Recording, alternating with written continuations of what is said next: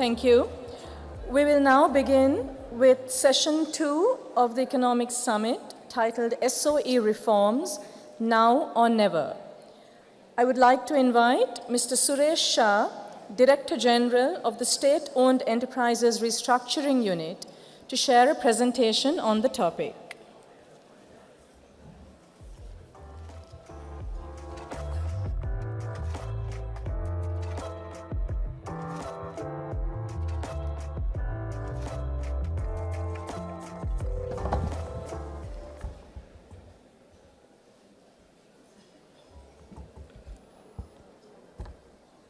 Chairman of the Ceylon Chamber and my dear friend Duminder, Mr. Minister, friends, ladies and gentlemen, good morning. First and foremost, let me thank the Ceylon Chamber for inviting me to speak a few words today on state-owned enterprise reforms. The subject was titled SOE Reforms Now or Never. I would frankly like to drop the word SOE from the title and say reforms now or never. And let me take a few minutes to first explain why I say we should be saying reforms now or never. If you take Sri Lanka since independence, 75 years, since 1948, we've had 2 youth insurrections in the south. We've had a 30-year civil war. We've had, on numerous occasions, we've had conflicts between our communities, Sinhala Tamil, Sinhala Muslim, and so on and so forth. And of course, we've been to the IMF no less than 17 times. Just think about this. If you go to the IMF once, what does it tell you? That our economy is not well managed. If you go to the IMF a second time, what does it tell you? It tells you that your economy is relatively poorly managed. And if you go 17 times, what does it tell you? And then last year, we had this debilitating economic crisis that hit us. And we also must not forget that at the time of independence, Sri Lanka was just only second within the Asian region to Japan on many criteria, including economic criteria. But today, there are many countries that have overtaken us within the Asian region. Countries like Singapore come to mind, Malaysia, South Korea, China, and so on and so forth. And in fact, it was not long ago when we had to go to Bangladesh, a country that was born 23 years after our independence, to borrow a measly sum of $400 million for our survival. So all this tells you that Sri Lanka needs reform. And not just economic reforms, but reforms which need to be much broader and much deeper than just economic reforms. We need reforms on governance, we need political reforms, and we need public sector reforms in addition to the economic reforms. And frankly, the economic reforms will not stick, will not be sustainable unless we fix the governance, the political, and public sector issues. So that brings into context the economic reform process and the SOE reforms which are a part of that. There is another aspect that we should not forget, which is that if we do everything that we are supposed to do on the IMF program, which our 17th IMF program, by 2032, our debt to GDP ratio comes down to just 95% of GDP.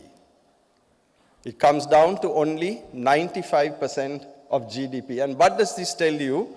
That this country, from an economic perspective, is still very much on a knife's edge. Because a country like Sri Lanka should have a debt to GDP ratio very much less than the 95%. So this is why, ladies and gentlemen, that reforms must happen now, or it will probably never happen. And so this is the context in which we have approached the SOE reforms as well.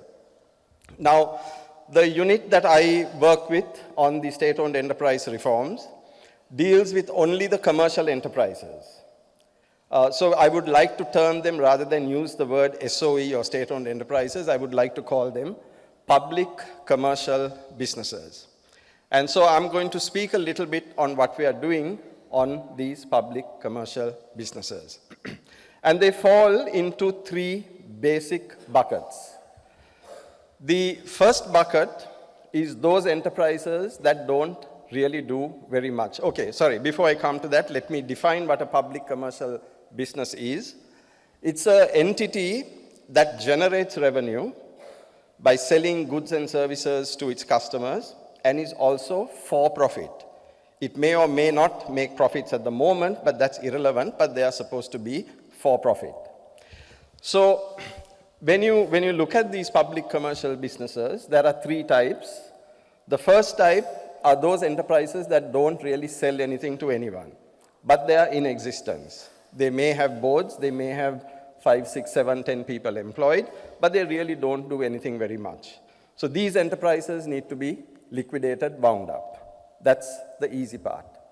Then comes those enterprises that do not need to remain under state control.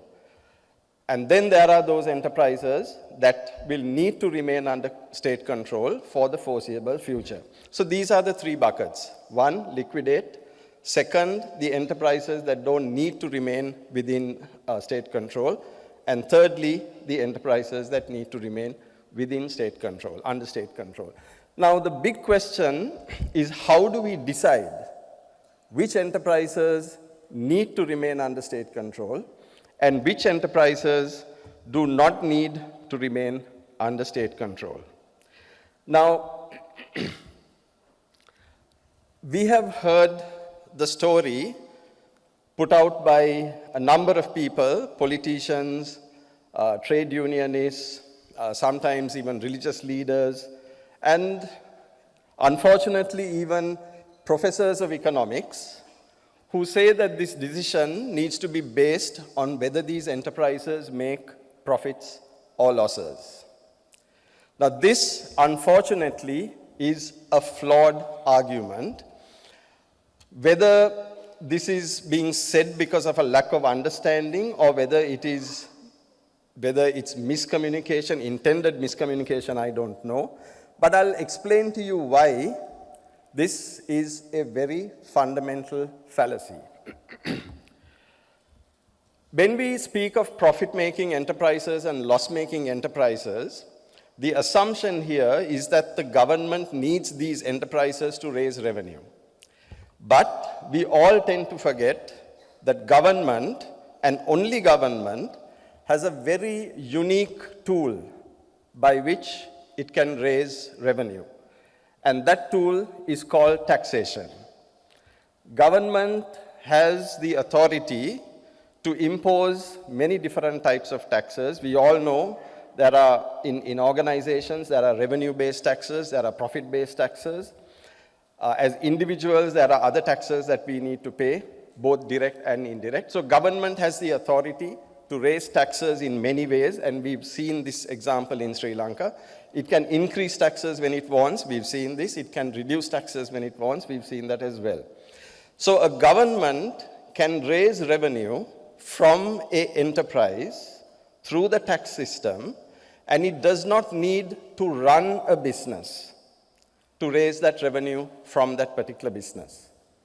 So this, ladies and gentlemen, is the very first reason why the decision on whether government retains a business or whether it is divested should not depend on its making a profit or a loss, because a government does not need to own a business to generate revenue from it.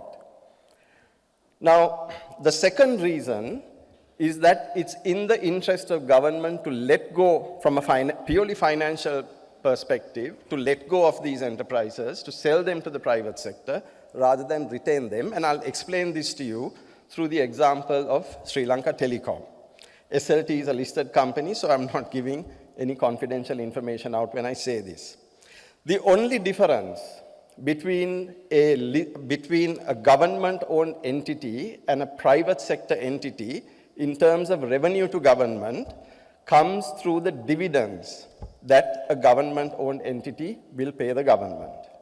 The profits of the entity does not belong to the shareholder, does not belong to the government. It's the dividends that the government gets from a state-owned entity that matters.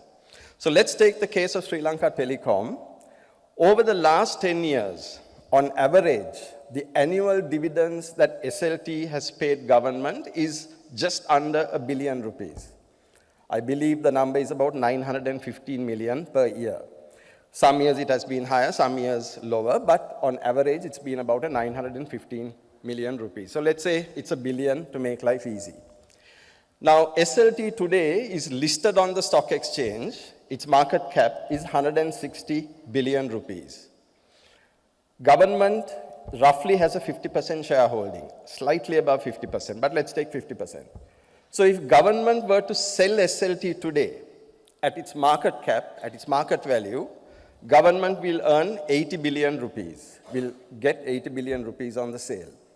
You put that at 10% interest, and per year, government gets 8 billion rupees per annum. 8 billion as against the dividend of less than $1 billion, 8 times more. And just think what government can do with the additional 7 billion that it will earn per year. The number of hospital beds that can be added on to the healthcare system, the number of schools, the laboratories in schools, and so on and so forth, the infrastructure, the road network, the rail network, and so on and so forth. Right? So this is just one example. So this is the second reason why this whole story about loss-making and profit-making enterprises does not enter the picture when we talk about divestitures. And thirdly, let me ask you this question. If somebody is willing to invest in something, why should the government put its citizens' money into that investment? If the private sector is willing to invest in a telco, if the private sector is willing to invest in an airline, if the private sector is willing to invest in Sri Lanka in an insurance company, why must the government invest the money it gets from all of you into those businesses? Why must it do that?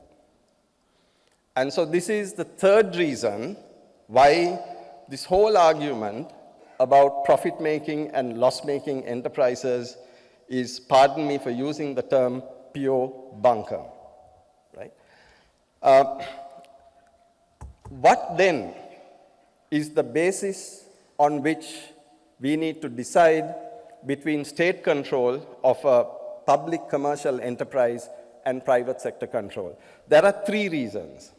The first reason is national security considerations. And believe me, in none of the SOEs that we are looking at the moment is there a national security concern. So let me tell you that upfront. Number two, if there are developmental needs, and let me explain this to you with Air Ceylon. Many years ago, I think it was the 1950s, when government started Air Ceylon, it may have wanted an airline to develop the tourism industry in the country. So there was a development need. And possibly the private sector at the time was not willing to make the investment. And so, because tourism may have been thought of as an important aspect of developing the Sri Lankan economy, the government may have taken the decision to invest in an airline. Today, the situation is very different. There are many private sector entities, both local as well as international, who might be willing to invest in Sri Lanka's airline, in Sri Lanka. In which case, government doesn't need to hold it. But this is the second reason, a development, if there is a development need, and if the private sector is unwilling to make the necessary investments, then there is a case for government to be involved. And the third reason is to address market failures. Now, what do I mean by market failures? in the supply of essential goods and services, and this is important, it has to be essential goods and services, if the private sector is either unwilling to participate or is unwilling to participate in the necessary numbers to build a competitive operating environment, then government might need to step in. Particularly if there are other mechanisms, or particularly if other mechanisms such as regulation are not possible. Why? To look after the interests of the consumer and the citizen. So it's these three buckets. If an enterprise does not fall into these three buckets, national security, a development need, and market failure, if it doesn't fall into one of these categories, then there is no need for government to retain control of these enterprises, and they can be divested. On the other hand, if they do fall into one of these categories, then there is a case for government or the state to be involved in that commercial business.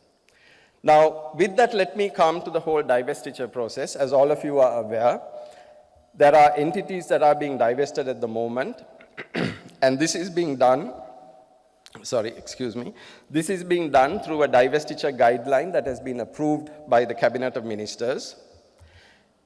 The divestiture guidelines call for the appointment of qualified transaction advisors to assist with sell-side due diligence, with valuations, with transaction structuring, and negotiations, amongst other things. Now, let me just take a minute to explain why sell-side due diligence is important, and this I can tell you from experience.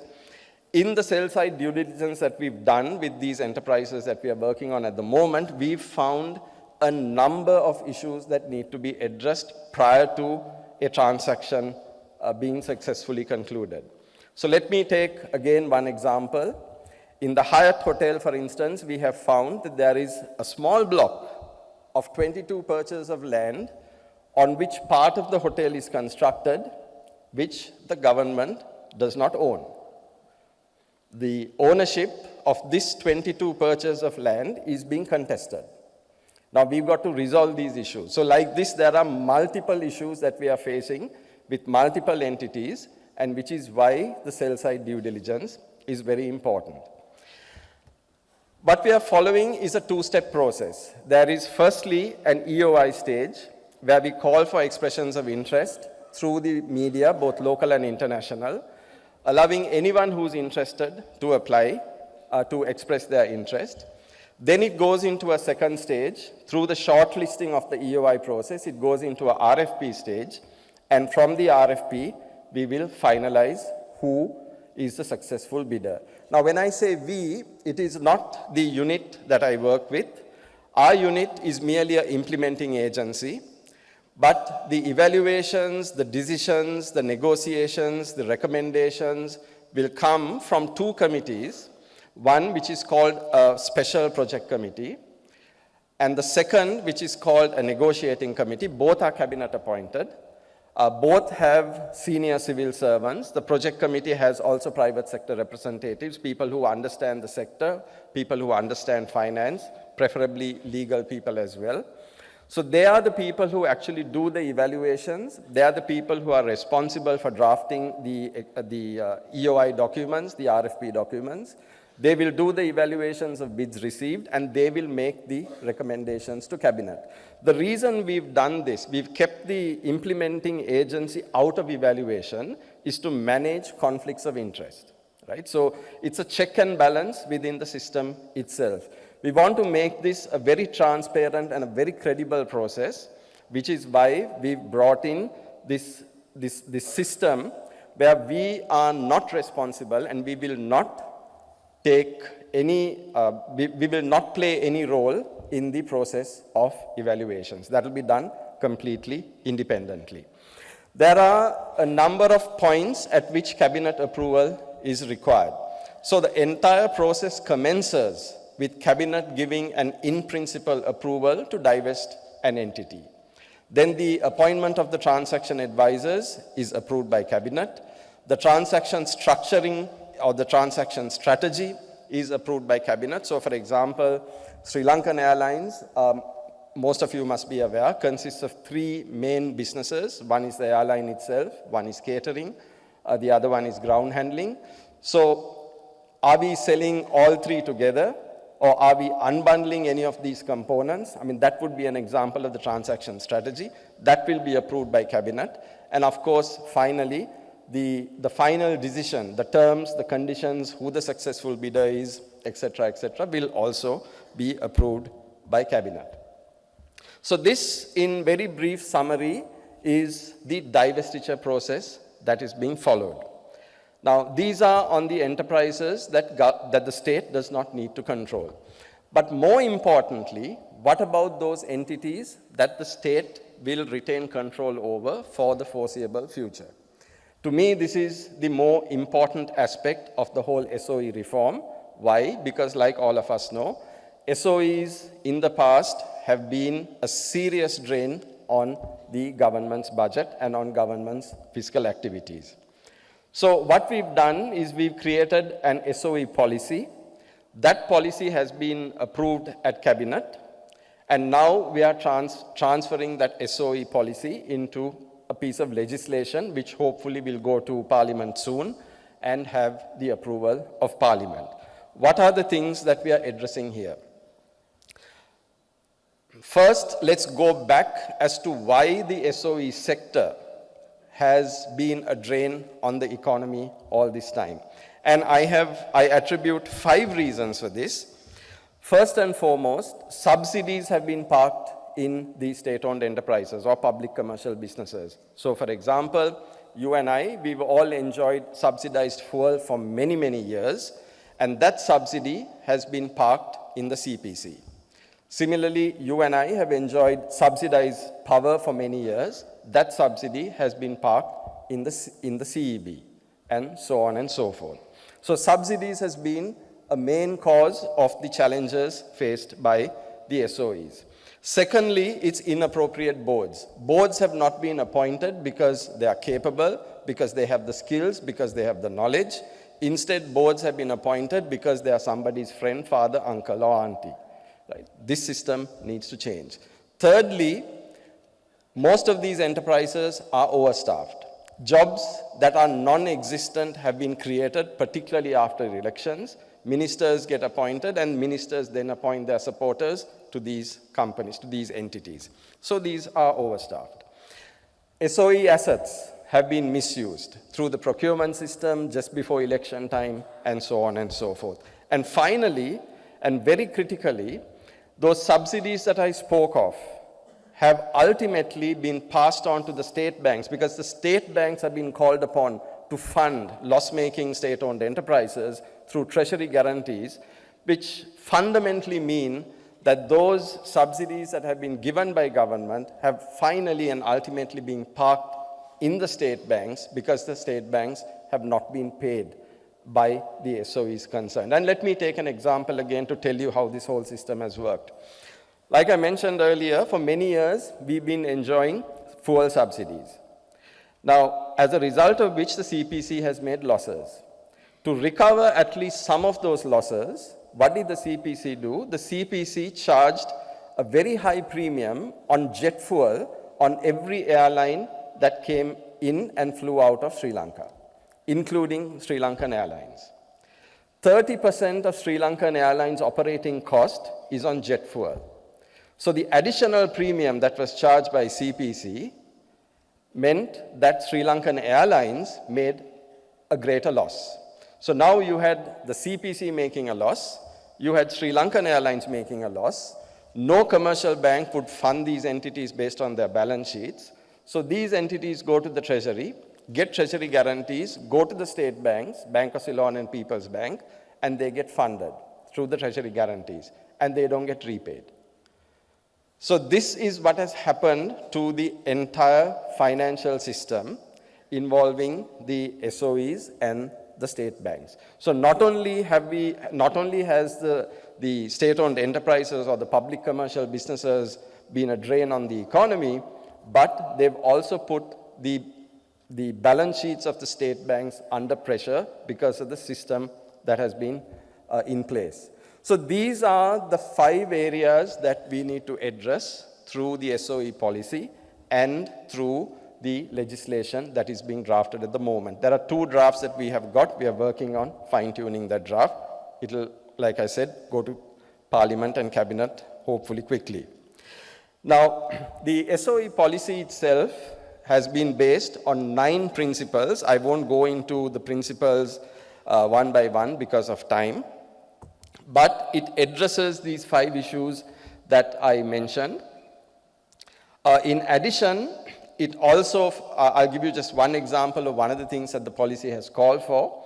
It says that state-owned enterprises, like any listed company, needs to publish its accounts on a quarterly and an annual basis. You know, it's a very simple thought process. A listed company may have 1,000 shareholders or 5,000 shareholders or 10,000 shareholders, but every SOE has 22 million shareholders. So if a listed company is mandated to publish its accounts quarterly and annually, then so too should a public commercial business or a state-owned enterprise, right? So we've put this into the SOE policy and it is going into the legislation. The management of the SOE sector we've recommended is put under a holding company. You've all heard of the Temasek model. Temasek, of course, is a much advanced model. We'll be at the initial stages of it. Hopefully, if all of this is implemented, we can get to a Temasek kind of model some years down the road. But initially, we are saying bring the entire SOE sector under a holding company. The sole shareholder of the holding company will be the ST. But government will own all shares in public commercial enterprises via this holding company. And what is most critical in this whole reform process is the appointment of the boards of both the holding company as well as the other SOEs.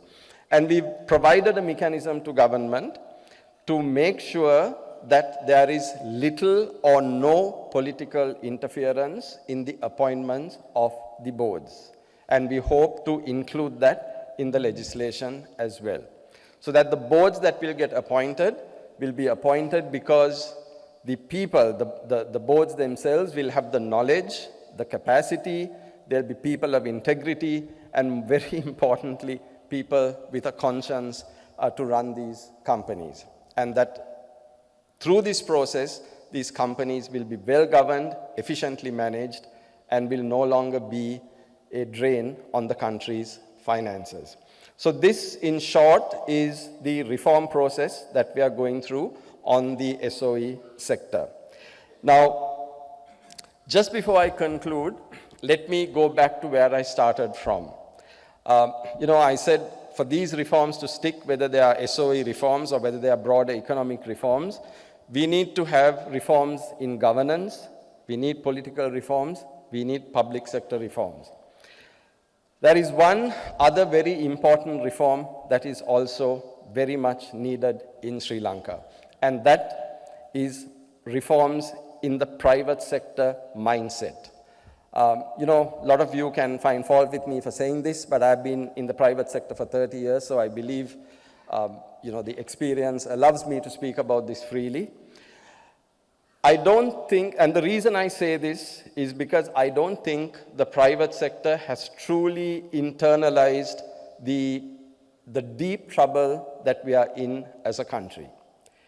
Just think about the fact that in 2032, if we do everything that we are supposed to do via the IMF program, we will still have a debt to GDP ratio of 95%.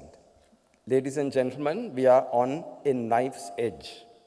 Just because we no longer have fuel queues, just because we no longer have QR codes, because we don't have 13-hour power cuts, because gas is now freely available, and because our forex shortage is now behind us, don't think Sri Lanka is out of the woods. Sri Lanka is very much still in trouble.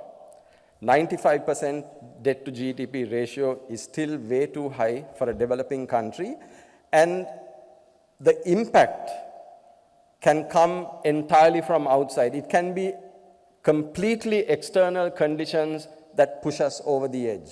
It can be a war in the Middle East. It can be tensions in the South China Sea. It can be a very, very bad winter in the Western countries. Any one of these factors over which we have absolutely no control can push us over the precipice. So be mindful. So the private sector mindset needs to change as well. Now, my experience is that the private sector tends to distinguish between political factors and economic factors. Unfortunately, ladies and gentlemen, there is nothing called economics. We all live in an environment which is a political economy. What happens in politics impacts economics, and what happens in economics impacts politics. The best example I can give you is in 1956, when Sri Lanka went Sinhala only. And I'm sure that the private sector leaders of the time would have said, this is politics and we have nothing to do with this. But it led to a 30-year war. It pushed back our economy many years. And just think about this, all of you in the room, think about the bottom lines of your companies if that 30-year war hadn't happened. Think about your own incomes, your own remuneration, and the wealth that you have. What that would have been if the 30-year war didn't happen. So there is nothing called an economy, it is a political economy. And if the decision-making process is not in favor of the country and its citizens, then you as the private sector, we as the private sector, we have a role, we have a responsibility to stand up, because probably we are the only community that can truly stand up and get our voices heard. So just as much as we speak about the political reforms, the governance reforms, the economic reforms, the public sector reforms, and the SOE reforms, reforms within the private sector are also crucial. So ladies and gentlemen, it is truly now or never. If we don't get the reform sorted out, I'm willing to take any bet with any one of you in this room that by 2030, we'll be back to our 18th IMF program. And I sincerely hope that that doesn't happen. Thank you very much.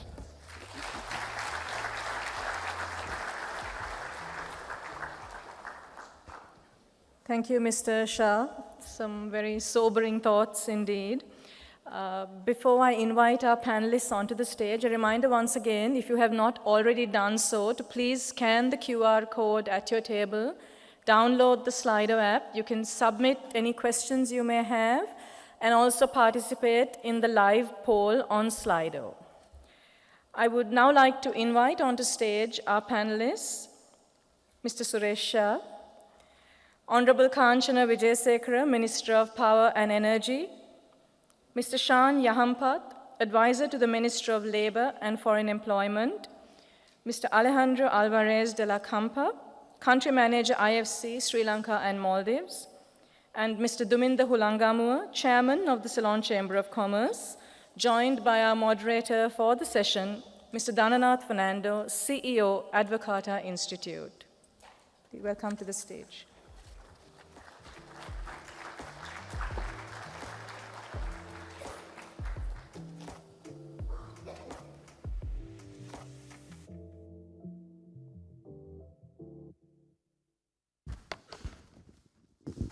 Good afternoon, ladies and gentlemen. It was said the role in the government on businesses or in an economy can be explained in three phrases. One is, if the economy is moving well, you tax. If it's still moving well, you regulate.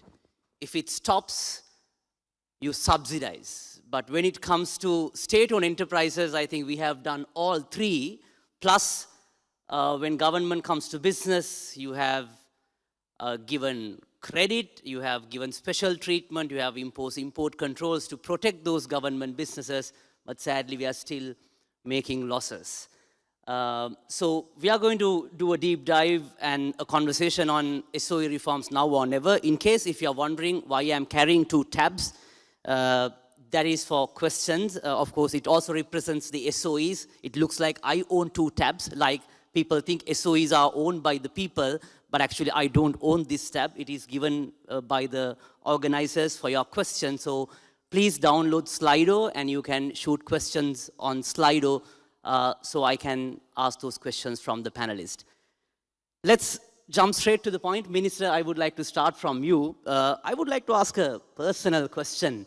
It is no secret that you had a tough start taking over those two ministries, and your political background is, it's more coming from a more state-controlled sort of an political ideology. What was the tipping point that you decided, no, these reforms has to be done? Because your sector is mainly the reforming industry in terms of energy. The others are, as Suresh mentioned, it's like public commercial entities, but you are, as a sector, you are going to reform. What was going on in your brain, and what was the tipping point that you decided, no, these reforms has to be done? Dhananath, I think, first of all, that's a wrong assumption on my personal political agendas. No, you're right in one way. The political party that I represent had policies, ideologies on a state-centric SOE mechanism. But we, even though the policies were to operate most of the enterprises state-owned, there was always discussions on how we can make it transparent, accountable, and also efficient. So these discussions took part for a major part of our governments as well. But unfortunately, the support that needed to push these reforms through was not available within the government and from the public as well. Because the public opinion also matters in certain reforms that we have initiated. But when I took over the two ministries last year, end of April, that was a time that many were discussing about the requirement to reform all these institutions. State-owned reforms, cutting off subsidies. So these were some of the factors that were discussed because of the power cuts that we had and also the unavailability of fuel in the country. So that made it easier on part of the decision making to eliminate subsidies as a first step. That would have not been possible in any other environment, because people, even up to now, they complain about the power price, the energy pricing, the petroleum pricing, all those things, but it was possible for us to make that difficult decision because of the situation that we were in. I think that was the right decision to be made, and it should be continued. And we have gone from eliminating subsidies to having a cost-reflective pricing mechanism. The other factor that made us realize that we need to push through these reforms immediately was the availability of foreign reserves in the country. So almost all of our products are imported to the country.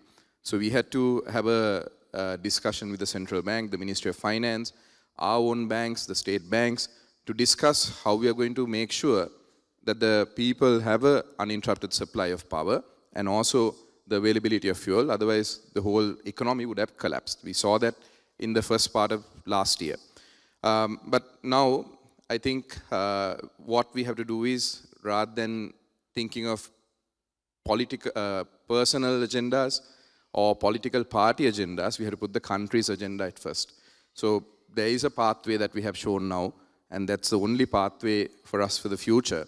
So SOEs such as the Ceylon Petroleum Corporation, Ceylon Electricity Board needs to be reformed.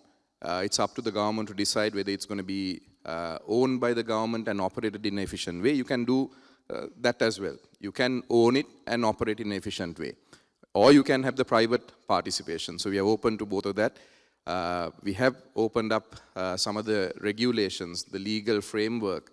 We have put that in place, especially in the energy sector and the electricity sector, for both private sector participation. But there's still a long way to go in making it more efficient, making it more transparent, making it accountable. So that is the only pathway forward. Thank you, Minister. Alejandro, I wanted to ask you, in Sri Lanka, even in the IMF report, it was mentioned of setting up this holding company And there has been many models being discussed. There was a Temasek model from Singapore, there was a Khazanah from Malaysia, and Suresh is in charge on setting up this holding company, and I think he's in the view that they can float the SOE law probably by first quarter next year. Is this model suitable for Sri Lanka, or are there any models that you have explored in your career, and how do you recommend the suitability of this model to Sri Lanka? Thank you very much, Naranath, and pleasure to be here today. Thank you to the Chamber for the kind invitation. When you look at centralized models for managing SOEs or public commercial enterprises, as Suresh calls it, which I like that name very much, you see of successful centralized systems or holding companies like Singapore, France, Spain. There are a number of countries that have adopted this model. The success has two common elements. The first one is the political will to create that model, okay? And the second element is to manage those enterprises that are in the holding as commercial enterprises and not with a policy objective, okay? So those common elements have made these endeavors successful. That's why I think when you ask me the question, is the Temasek model the right one? I say it is the right one, as long as those two elements are there, right? Because after that, it's just a matter of structuring things in a way which Suresh has very well explained. But to me, what it entails is that once you have that holding company, the public commercial enterprises have to start using terms like return on assets, return on equity, EBITDA. I don't think these terms are being used in the public enterprises right now. And then there have to be elements which Suresh has also explained, and I want to repeat, but they are absolutely critical, which are having a board of independent directors who have expertise in managing commercial enterprises and financial institutions, and not politicians, which politicians are very good in politics, but not necessarily managing large commercial enterprises. There has to be an element of accountability and also adopting international accounting practices, IFRS, and then reporting quarterly and annually on those results, financial results. And I think today only 1 out of 10 SOEs in Sri Lanka report those financial results. And I would go even beyond that, which is not only reporting on financial results, but also on non-financial results, because these are things that the public commercial enterprises are going to have to do and have targets and KPIs on things like E&S, corporate social responsibility, and other areas. So Temasek, has been perhaps the most successful model of this. I mean, they have taken Singapore where Singapore is today. There was a huge political will to make it work. The results is that over the years, Temasek has provided around an average of 14% return on equity to the government, and huge, very large, massive dividends to the government. So rather than being a liability for the government, the holding company has given a lot of revenues to the government that they didn't have before. So clearly, if we can, try to achieve that model, it would be great. But other models like the Swedish model, and we had the pleasure to have here Dag Detter, who was in charge of that with Statum, the Swedish enterprise, also has achieved similar results, right? And they went through a huge restructuring of 60 enterprises, very large companies in different sectors, and they managed to increase dividends by a very large amount after the reform.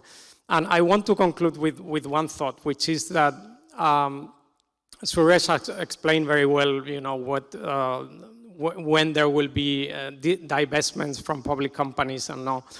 I want to bring to the discussion one aspect which I think is key, which is thinking how the government can, with that commercial objective of managing SOEs from a commercial point of view, how they can bring more revenues and allocate capital in the best way.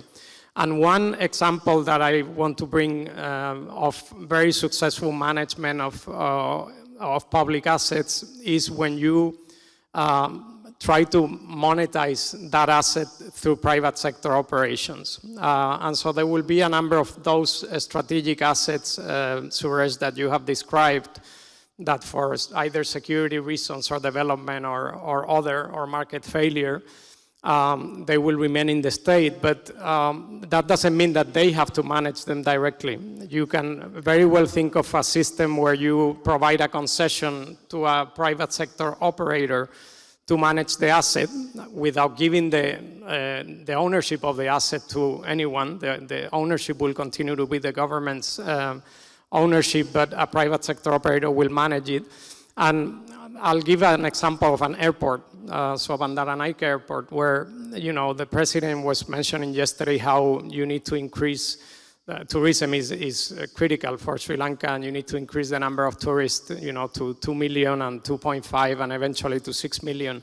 Well, you won't be able to do that unless you improve the airport and the infrastructure around the airport.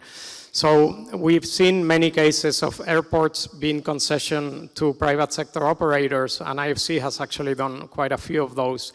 But it's a way to get a very large amount of revenues, improve the infrastructure, improve customer service, and bring revenues, additional revenues to the government. Bulgaria did that with the Sofia Airport. Bulgaria is an economy which in size, in terms of population, is smaller than Sri Lanka, also in terms of tourists, but it has a similar GDP, 84 billion. And when the government decided to concession the airport to a consortium of private sector operators, they got an initial upfront fee for the concession of more than 300 million euro. And then they were getting every year at least 24 million euros as a percentage of the concession fee, right?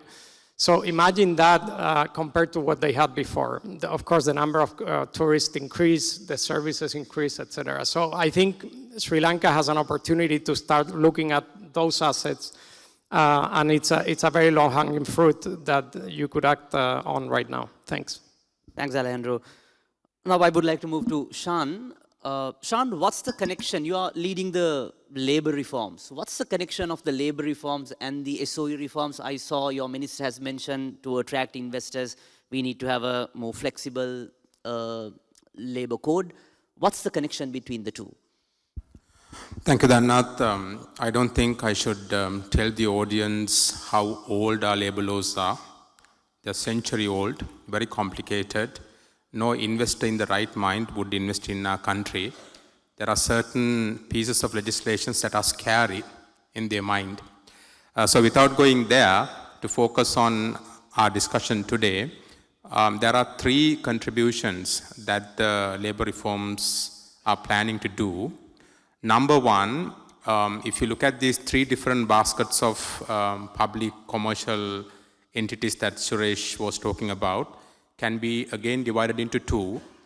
A set of these entities are established under the Companies Act. The rest of the entities are either by an act or a written law. Unfortunately, the current labor law excludes what they call these public corporations. So there are certain labor laws that are not applicable to the employees of these entities. The first reform that we are going to do is to bring these public corporations, public commercial entities, under the labor law, include them in the definitions of industries and services, so that most of these labor laws that are applicable to private sector employees will be applied to the employees of state-owned enterprises. That's number one. So why it is important, whether government is going to keep these entities or whether they are going to divest them, all these entities require right sizing. As Suresh mentioned, they have become breeding grounds for politicians to dump people. The majority of them are not competent to carry out anything. So if you are looking at restructuring, right-sizing, of course there should be much more friendly labor laws that can facilitate these transactions. That's number one. Number two is your favorite topic, trade unions. Now, if you have 7 members, you can register a trade union in our country. There are enough and more trade unions. One of the major reforms that we are proposing is to ensure that there should be a minimum of 100 members to register a labor union. That's number one. But if you don't have 100 employees, then you have to have a minimum of 25 members of that workforce to register a labor union. So anything under 25, I'm not sure what we are going to do. We respect the rights of employees to have a trade union, but it has to be rational. Under the trade unions again, what happens now, the executive committee of a trade union decides on a strike or a lockout without running it through the membership. So the current reforms requests them to write to the Labour Commissioner 21 days prior and then ensure they have an election among the membership to get their consent whether or not they want to go on strike or lockout, especially by taking the issue for which they are trying to have a strike, whether it is reasonable or not. Unless you have 50% consent from the membership, that strike or lockout is not legal. That's number two. Number three is to bring performance-based termination. Now that is one of favorite topics in the private sector. I keep saying in public forum, it is easy to get a divorce in this country, but not to terminate an employee, especially when one is not performing. So we have made it very clear, rather less complicated, to terminate those who don't perform. So non-performance is taken into consideration.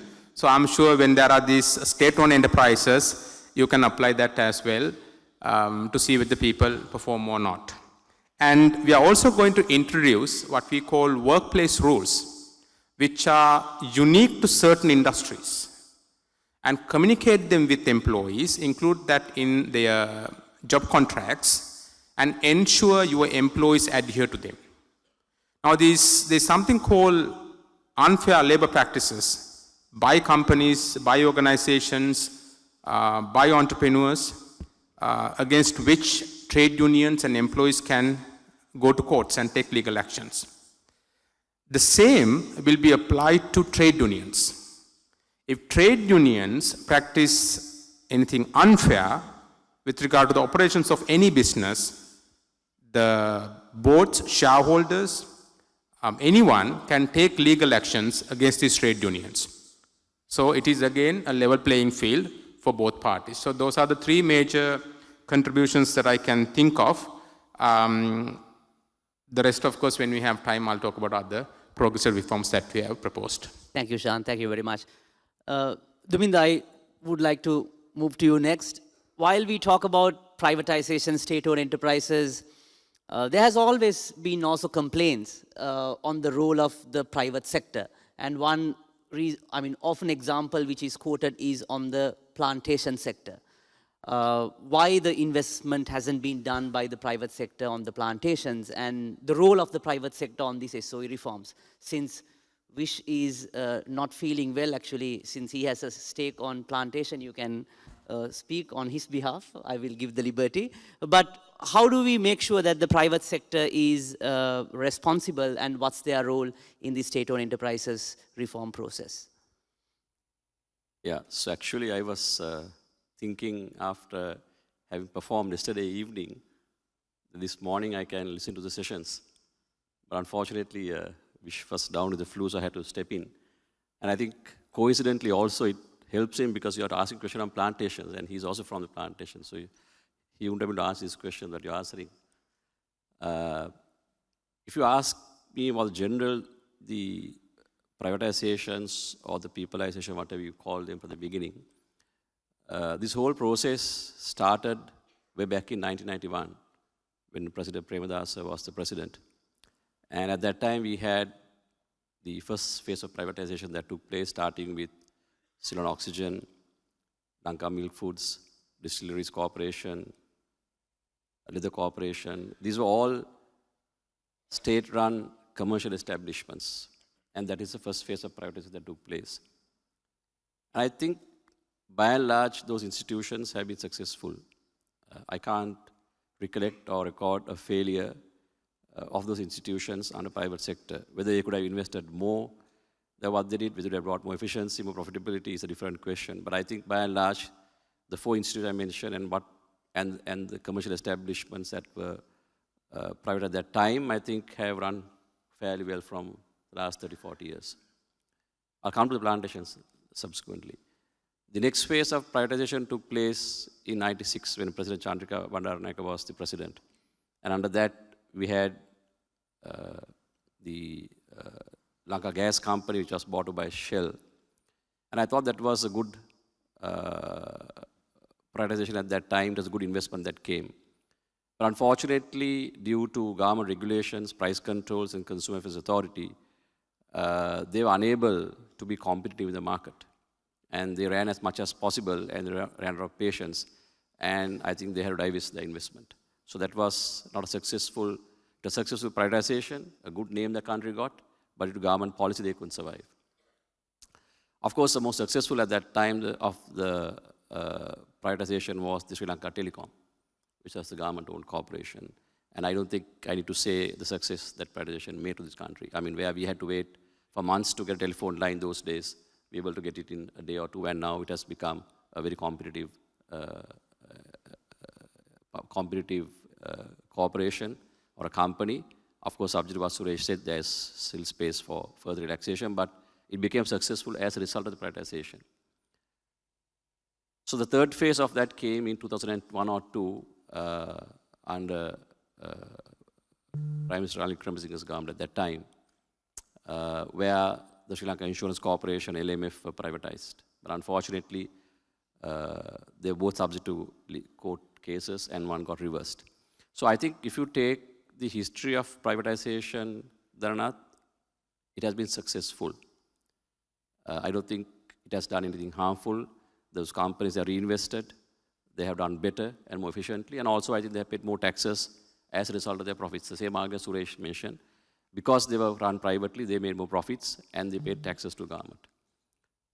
Now, plantation industry, I know I have my clients here, and I have members of the Ceylon Chamber here. So, but I have to still say that there's a lot of hope at the time the plantations were privatized, that they will be able to contribute more, because plantation industry is a significant sector of this country, which brings still the large amount of gross foreign financing, foreign exchange to this country.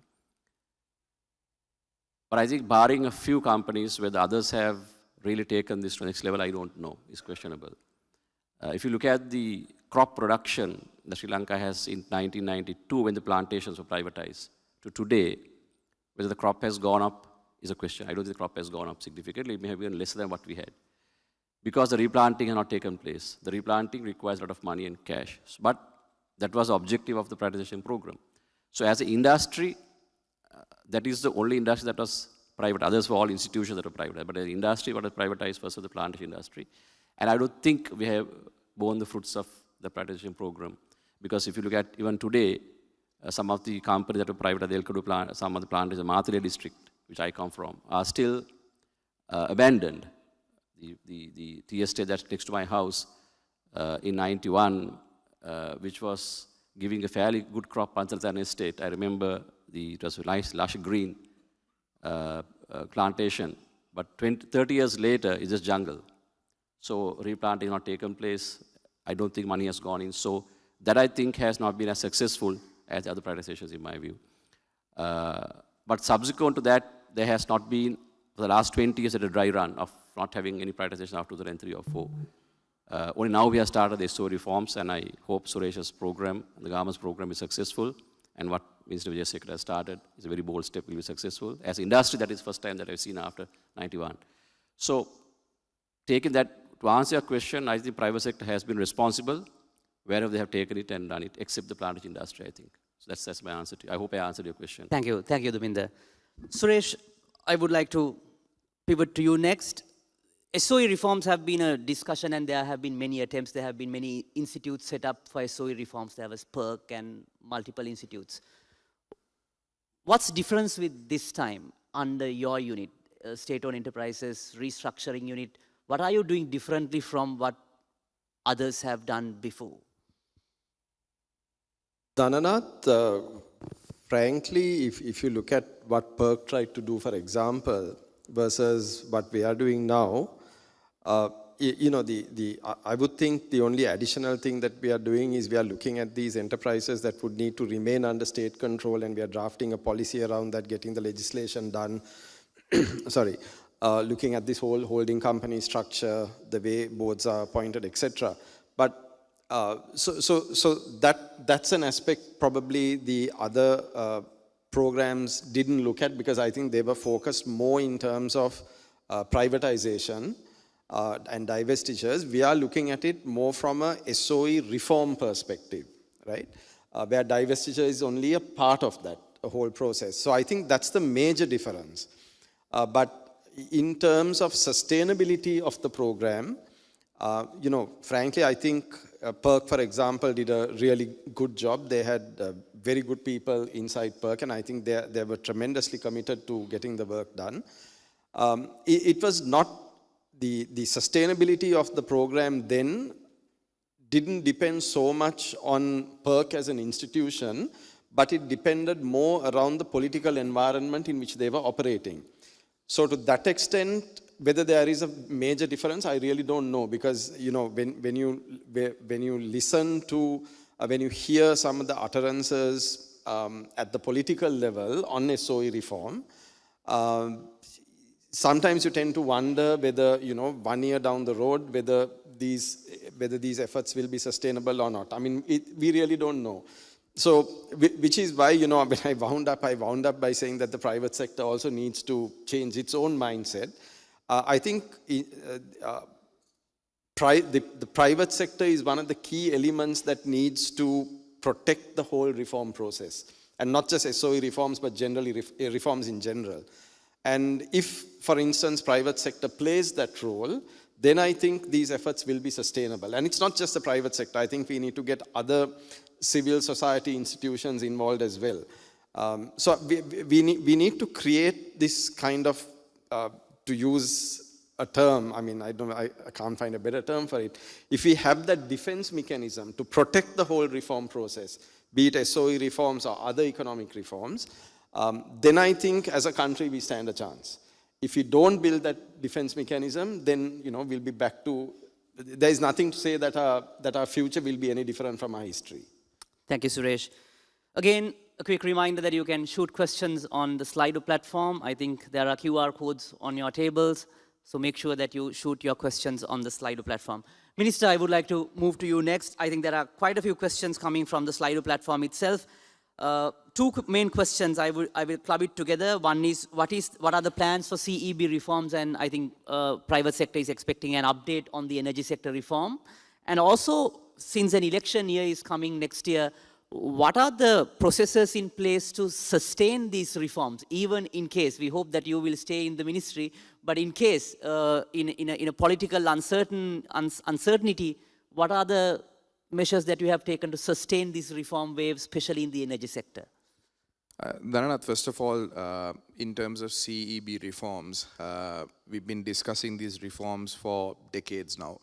If you remember 2001, there was an act in Parliament to unbundle the services of CEB, which was approved in the Parliament, but not implemented. So we've gone back, based our reforms on the 2001 reforms, but to understand the requirements that we have now and in the future. So the proposal that we have made to the Cabinet of Ministers is basically to unbundle the services, separate the generation, transmission, and the distribution of CEB, make it more efficient, accountable, and transparent, and also to allow private participation across all three. Generation, allow the private sector to take part. in public-private partnerships or complete private partnerships, and even transmission. What we have proposed is a 50% majority stake to be within the government for management, but the rest to be allowed for the private sector to take part.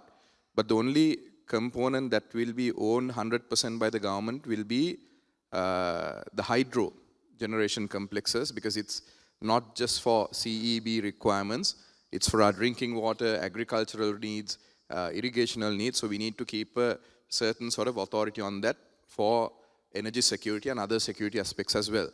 The other important one is the national system operator, which will control the dispatch, the generation. They will go into power purchase agreements. That will be held by the government as well. But the distribution units are for public-private partnerships. Right now, everything is a government monopoly. So 12 months ago, we started these discussions, and I would like to acknowledge the support extended by the development partners, the Asian Development Bank, JICA, USAID, World Bank, IFC, and the UNDP programs. They have assisted us in drafting these new bills. They've extended energy experts, legal experts, to look at the different markets in the region, and also their experiences in the past reform process. Not necessarily, I wouldn't label this as one particular development agency's reform agenda, but we've looked at the Sri Lankan requirements, the government's requirements, and got the assistance from them. Now, the bill has been approved by the Cabinet of Ministers. There were some observations made by the President and development agencies. We have incorporated them as well. So we are hoping to have this in Parliament by the end of the month or first week of first session in January, so that it could be debated. But of course, there is going to be legal challenges as well, so we will leave some time for that. So hopefully by February to have this new legal framework in place. But going back to your question, whether it will be continued, one thing we have included in this bill is from the past experiences in the 2001 reform. In 2001, when it was passed in Parliament, signed by the, certified by the Speaker, the Minister had to gazette it to implement the reforms. But unfortunately, a day before the Minister had to sign the Gazette notification, the Parliament was dissolved. So we went into a process where we didn't have a Electricity Act for a few years. Then we came to the 2009 Act. So now what we have put in place is, as soon as the Parliament approves these regulations, we have given a 6-month period for some of the technical requirements to be fulfilled. Before you establish a national system operator, before you go into wholesale markets, before you go into power wheeling, before you do certain things, there are certain technical requirements that needs to be fulfilled. Asset audits, financial audits, human resource audits, these sort of things has to be done. So we have kept a 6-month time period for certain aspects to be completed. But even if the Minister say that the Parliament is dissolved the very next day, even if it is approved by the Parliament, the Minister's signature doesn't need to be there to implement it. 6 months after it's approved, it will come into effect. So that's one of the things that we have included in this new reform bill. The other matter is that the reform process is not going to happen overnight. It has to be passed in Parliament. It's about a 3-year process, because you can put certain things into action in 6 months. Certain things has to be fulfilled over a time period. This will allow power wheeling, wholesale markets, access to private partnerships, even developing the transmission lines, the grid capacity development, interconnectivity with India, the regional other hubs. So these are some of the things that we have proposed in this, but the most challenging part would be, of course, 2 elections are in the calendar for next year. So we need to pass this through before the 2 elections are actually called in to play. And also, the most important thing would be the human resource management part of it. Right now, the permanent card of CEB stands at about 26,000. We employ 21,000 now. There is a deficit of about 5,000 from the permanent card. So when we try to discuss these human resource management, Now we've got the support of the development agency to do a separate human resource management program. We've also asked the CEB personnel to do it on their own as well. So the CEB officials, what they came up was the reforms for the management was to have the 26,000 permanent cadre increased to 28,000. So they wanted 2,000 more increased and the 5,000 deficit also to be filled. But what we understand it should be far less than the 21,000 that is employed right now. So if it is better managed, private sector, if you look at a company like LTL, how they operate their power plants and how we operate our power plants, the efficiency, the engineers needed. Of course, we need to have the skilled laborers. So we are working on those human resource parts and also a performance-based system. Right now, what we have is not a performance-based system. We have a system where every 3 years, a 25% salary increment is given, irrespective of their performances, irrespective of whether they are trade union members or they are released members or they are in the top level or the lower level. So we have completely taken that off now. Last 1.5 years, we have not done any new recruitments. We have scrapped the collective agreement for the 25% salary increment. Bonuses have been scrapped. Allowances have been scrapped. But we need to come up with a system, performance-based salary structure, performance-based promotions, and also performance-based incentives. That's the only way that we're going to keep the younger, technically able people within the organization. And we also have to match the salaries according to the regional requirements as well. India, Bangladesh, Vietnam, those are good markets to think about. So this is an ongoing process. The energy sector reforms, we have done certain work with it for allow private sector participation. But you're right, there is a challenge next year with the elections coming up. But the government is determined, the president, the ministry, myself, we are determined to push this across so that we have a new framework ready at least by March next year. Minister, very briefly, on the CPC front, additionally to allowing the Sinopec and other private partners to enter the market, are there any reforms on the cards? One of the main now, there are question marks why did we allow Sinopec and other partners to take part in the market. Initially, when we went through the process last year, first of all, what we had to understand was the resources that we had. The amount of money that was available in the market, the dollars available in the market to purchase fuel.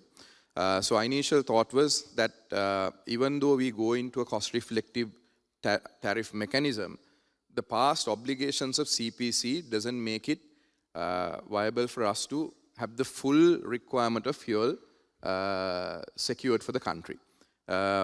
Last year, 2022, CPC's losses amounts to 652 billion rupees. 652 billion, part of it is to the obligations by the CEB to CPC. Sri Lankan Airlines has about $300 million due to CPC as well, and the fuel prices were subsidized. Once we went into a cost-reflective mechanism, now what we see is after the first 10 months, CPC has made an operating profit of 106 billion rupees. But that 106 billion currently goes towards fulfilling the obligations of the two state banks, the past dues, paying the suppliers, making sure that we pay off the past losses. So when we invited Sinopec or other companies to come in, one of the requirements that we had was they had to invest in terms of fuel for the first year into the country, so that we don't touch on the reserves in the market, that they have to invest in terms of fuel, bring it in, sell the fuel, recover that money, and whatever money that is recovered within that year, invest that money on infrastructure development. Because no one was looking at bringing 150 million, 200 million when the economic crisis was there, when there was no ability for us to pay back, there was no way for us to attract investment. So we attracted investments in the form of fuel to the country. So now we see that the other two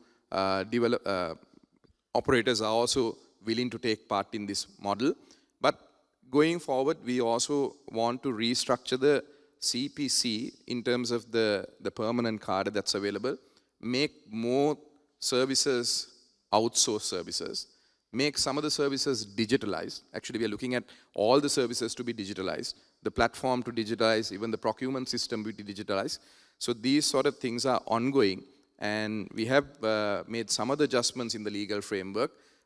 Right now, we are doing the full forensic audit at CPC to understand some of the requirements, because the biggest challenge that we have in all these government organizations is unavailability of data, or whatever data that is available is not accurate. Thank you, Minister. Thank you very much for that comprehensive answer. Next, I would like to move to Alejandro. There's also a question. When we reform or when we privatize these state monopolies and when we open it for the private sector, what is the regulatory framework and what that we need to bring in? Because what we do not want to see is converting a state monopoly to a private monopoly. And you mentioned about the Temasek model, even how to avoid the loopholes in the Temasek model, because if I remember right, even in Singapore, I think Singapore's Prime Minister's wife was appointed to the board of the Temasek at one point. I'm sure in Sri Lankan context, it can go on to the complete other extreme. So from your career experiences, Alejandro, what are the regulatory framework, what are the measures that we need to bring in if we were to make this SOE reform successful?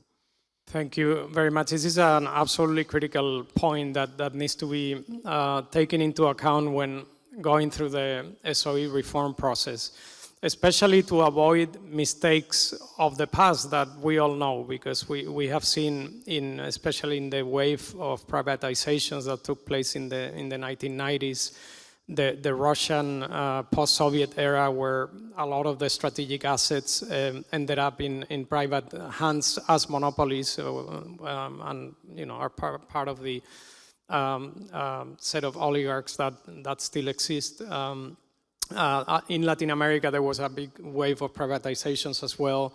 Chile in the electricity sector and Brazil in the telecommunications sector, where in the early years of the privatization, it ended up with monopolies that were later corrected, right? So there is a risk that can happen. I think in Sri Lanka, from what I have seen, the government has taken that view into account and put a framework in place. And some of the sectors already have a framework in place, especially where there is a regulator. So, for example, Minister Kanchana would just explain very well how the debundling of the CB will be and how it will open up much more into competition than what you have right now. So I think in that sense, when you have a regulator like they have in the Public Utilities Commission and other sectors like financial sector, telecommunications sector, that framework is already there to avoid monopolies to come in, or even anti-competitive practices. I think the two areas that I would mention where Sri Lanka, I think, can strengthen that framework for competition is for those sectors that do not have a regulator. So you currently have the Consumer Affairs Authority, which has been given some authority to look at fair practices and price collusion and things like that. But I think there are still gaps on areas that they can look at, like mergers and monopolies, for example. That is not included in their purview, and therefore I think that framework, general framework of having a stronger competition authority at the national level, I think would be very helpful going forward. Two other ways in which I think you can strengthen competition. One is on trade. I think the trade regime here is still very protectionist. You need to have a much important movement for trade liberalization, where artificial obstacles to trade are taken off for exclusivity rights or exclusivity clauses, so that you can open up the market for competition. And then the second one is on competitive bidding, right? There's been in the past, there has been a lot of unsolicited bids for projects, and And I think it is a must that going forward, you'll have to go through transparent tender processes for competitors to come and bid when they want to invest in Sri Lanka. Thank you. Thank you, Alejandro. I would like to move to Duminder. In terms of this regulatory framework, what's the view of the private sector? Because what we do not want to also see is some of the regulatory authorities comes and only set the price controls on certain sectors, which undermines the competition nature of the economy. So while we need to have the consumer in the center, at the same time we want to avoid converting to a state monopoly to a private monopoly, but how the private sector is looking at on this regulatory framework and making sure that the market dynamics are assured. Yeah, so Dana, that is, I mean, if you look at it from a consumer and if you look at it firstly from the point of view of the investor, the private sector, currently we are having increasing challenges on the price controls. Especially in the health sector, the pharmaceutical sector, whilst it is recognized that the patients have to be looked after, their care is necessary, the pharmaceutical companies are finding it extremely difficult to supply drugs and medicines at the current price levels. Because what happens is when the exchange rate keeps moving, the cost of drugs go up. And it's very difficult for some of the pharmaceutical companies to operate those prices. So you might find some of the drugs going out of the market if there are stiff price controls brought. So as a chamber, our submission has been not to have any price controls. That has been our submission. The market forces must determine the price, is the position that we work from. Because also if you take, for example, what happened in the poultry industry is a classic example of the recent price controls that resulted in the products going out of the market. I mean, industry that contributes, in our estimate, about 50 billion rupees in taxes, no one knows is a poultry industry. Contributes about 50 billion rupees, both in the VAT, income tax, to the treasury. And due to price controls that were imposed in the last 6 months, or last 3 months or so, you almost found eggs out of the market. And still, there is a delayed supply chain because the chicks were all culled, the birds were culled, because the egg producers could not sell eggs at the control price and they culled the birds for meat. And you find lag effect now, and that is why there's a supply shortage in eggs. Chicken almost faced that fatality, but fortunately, Vice Council prevailed. We made submissions, industry made submissions, and managed to stop the control price on chicken 800 rupees a kilo. So our view is that the price control mechanism is necessary in certain regulated industries. But for example, if you take the telecom industry again, is the price regulated. Because of the price regulation, the telcos at the current levels of prices are unable to make reinvestments. Because the price control, the commission does not permit the increase of prices due to tax increase. For example, the VAT going up from 15 to 18% or 8 to 15%. The SSCL coming into the telecom industry. There was difficulty in getting the price increase because it's control price. So gas, my example I gave you on Shell. So our view is that while regulation is necessary, there had to be flexibility in the regulation as well, price control. And that should be a minimal. Say, for example, where there's public utilities such as telecom, electricity, a regulator is necessary. Telecom is necessary, but there has to be flexibility built in to accommodate the price increases. So otherwise, the price control, what we have found, imposing price controls on pharmaceuticals, price controls on chicken, price control on commodities of that nature, kills the industry and does not permit a fair trade. So as a chamber, we are not in favor of price control. We think the market forces should work, unless it's utility sector such as electricity, where price control may be necessary. But that again, there has to be margin and flexibility price control. That's our view. Thank you, Duminder. Next, I would like to move to Shan. You mentioned about those, with the new labor regulations, how things would be different, but This may also raise the concerns on the trade union front with those state-owned enterprises reforms. Are there jobs at risk, and that may increase the resistance from the employees front, whether the government is trying to do both things parallelly and to put the jobs at risk? What's the assurance on the labor side that their jobs are secured, and how do you see that it's complementing with the reform process? Let me be very honest, Danath, no job is secured. Not even mine, not even yours, even including Mr. Minister's. We all run the risk of losing our jobs. If you are protecting jobs, we'll have to ask the question, at what cost? So the primary role of the government is to ensure there is a conducive business environment for private sector to create jobs. Now, government can't be the number one job creator. And also government can't and government should not protect jobs. Instead, government has to protect its citizens, people. Now, if you look at the reforms that we are trying to do, our number one focus is to ensure that the private sector can create jobs and also hire and fire people easily. That's number one. Also, we need to take into the consideration the contribution made by SMEs, something that we are trying to undermine under certain circumstances.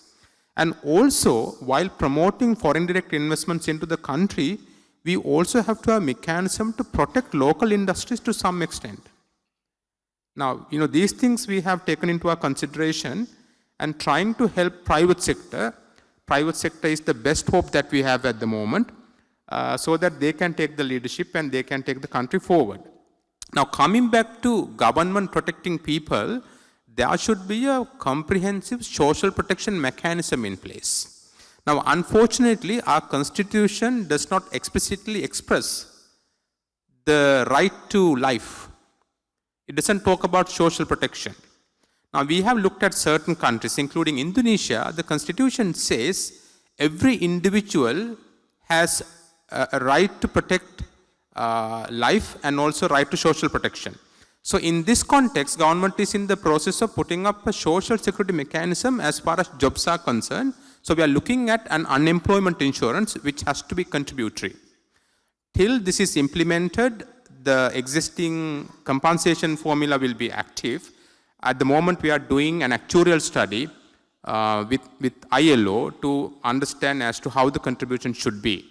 And also, we have a problem, I agree with the Mr. Minister, we have no data. So we are in the process of putting up a system called National Labour Market Information System. And our challenge is to bring the individuals in the informal sector and also non-wage earners.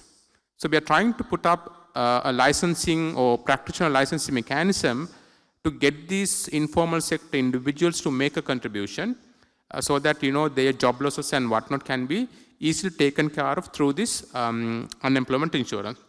And also to encourage more female to come to work, this social security mechanism is trying to pay the maternity benefits of women who are working, so that the private sector can bring more women to work. So if we get our labor laws right, we can bring additional 1 million women to work, and they can contribute economically to the growth of the economy.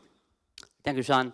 I think we are at the final few minutes on this session. The final round of questions, I want to make a little bit of fun with the final 3 minutes. So this is a bit of a surprise because this was not discussed in the pre-conversation.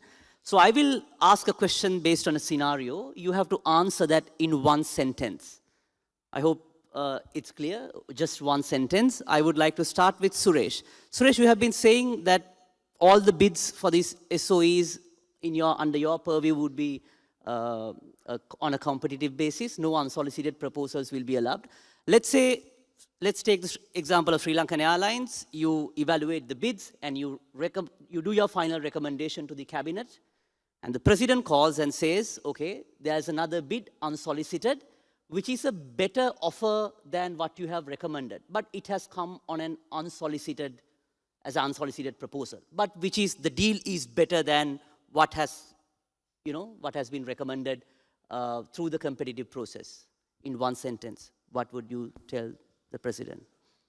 Well, that's not a difficult one because the president is the head of the cabinet. The cabinet has approved a divestiture guideline. The divestiture guideline says no unsolicited proposals. So I'll tell him exactly that. Okay.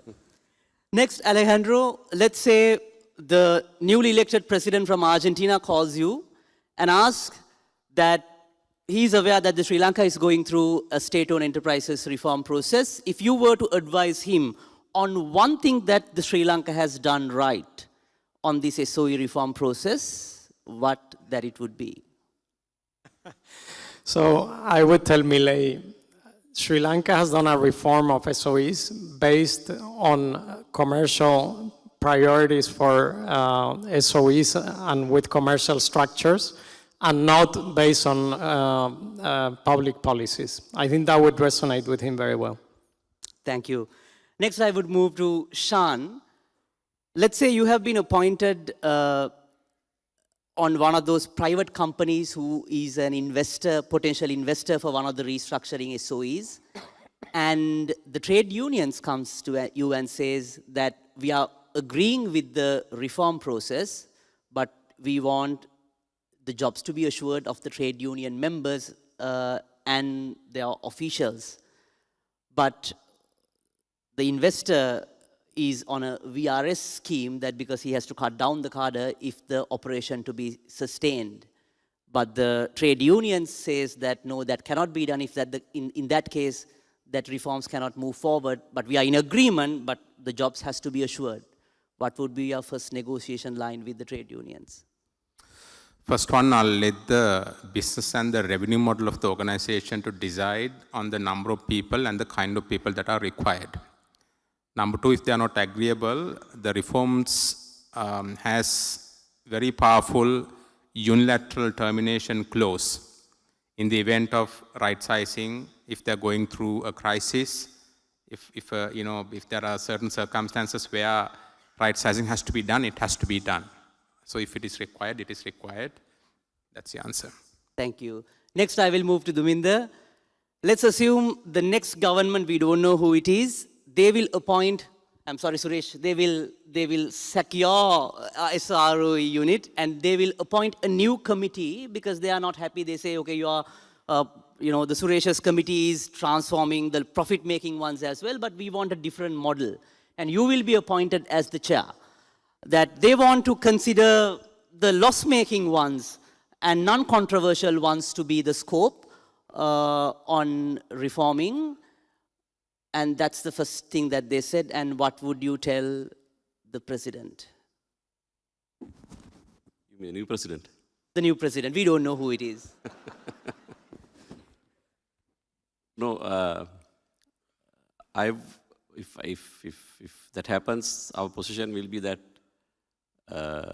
the SOE reform has to be looked at in a holistic manner, and that our position is that the state should not be running businesses, and businesses should be given to the private sector to be run, and the state can act as a regulator, and that is the position that we maintain, the same concept position. So Suresh, I'll more like, let's agree with Suresh's view, and hope he remains as chairman thereafter.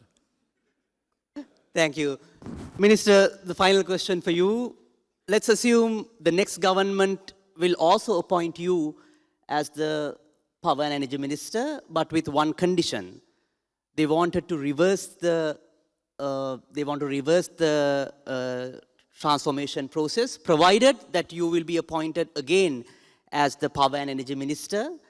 And the cabinet wants to, because they see the political risk, and there are a lot of job opportunities can be given for the electorate, and you have been asked to reverse the SOE transformation process. Otherwise, you will lose the ministerial job that they have been offered. What would you tell the president? Two words I can use in the audience, and my resignation. Thank you, ladies and gentlemen. Let's sustain reforms, accelerate growth, SOE reforms now or never. Thank you very much.